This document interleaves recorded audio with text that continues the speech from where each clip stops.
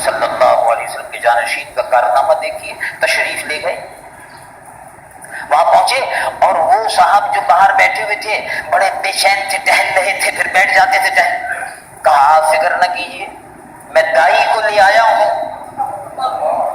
دائی آ گئی، کہا آپ بڑے اچھے آدمی ہیں، بر وقت آپ نے مدد کی، میں آپ کا بڑا احسان مند ہوں، میری بیوی کے درد بہت ہو رہا ہے، بیچاری بڑے پریشان ہے، یہ اچانک شروع ہو گیا، میرا اندازہ یہ تھا 10-15 روز بعد، لیکن باہر آپ نے بیوی صاحبہ کو اندر بھیجا۔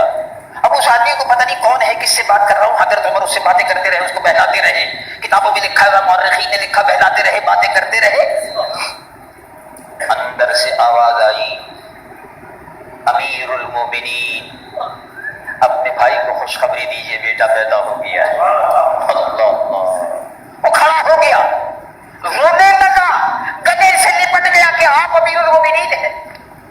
اے اللہ مسلمانوں کو ایسے ہی حاکم عطا فرما، اے اللہ مسلمانوں کو ایسے ہی حاکم عطا فرما۔ پھر رعایا کے حال سے باخبر، تہجد گزار بھی تھے، ان سے بڑا تہجد گزار رسول اللہ کے صحابہ کے بعد کوئی نہیں ہوا۔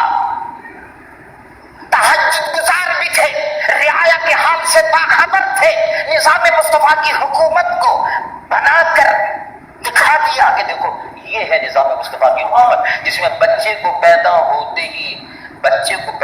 ہی ایک اشرفی مہینہ ملتی تھی، ویلفیئر اسٹیٹ۔ جو آدمی بے روزگار ہے اس کو تنخواہ ملتی تھی پورے مہینے کی، جب تک روزگار نہ مل جائے۔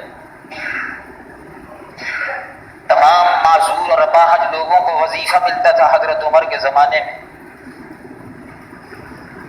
فتوحات کا سلسلہ شروع ہوا، ایران فتح ہو گیا، اللہ، ایران فتح ہو گیا، دولت کی ریل پیل شروع ہو گئی، مسجد نبوی میں روشنی ہو رہی تھی،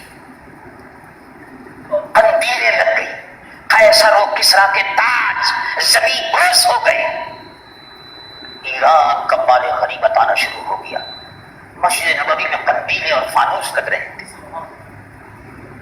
حضرت عمر اندر تشریف لائے، سبحان اللہ،